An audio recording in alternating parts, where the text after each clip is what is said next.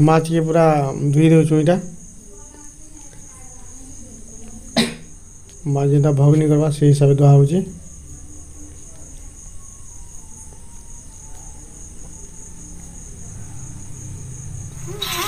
Arrowroot powder पड़ी इटा माँ के डाकी छानबार लगे आमर द्वारा तो भाई सागे सिझला मैंने माछ नहीं सिझला खाना खुना टिकनी है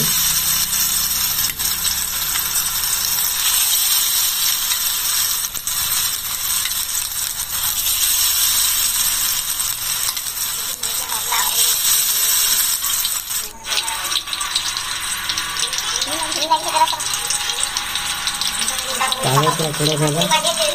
डाबल पाग से माछ पकड़ा तो भल लगे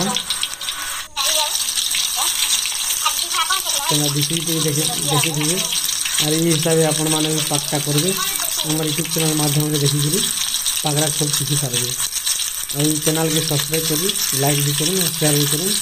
आम ज्ञाना भाई चैनल के सब देखुन और आप शेयर करूँ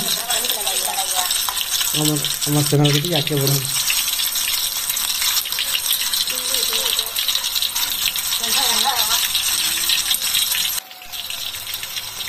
पाकटा रेडी हो गला ना आज घुटी गला।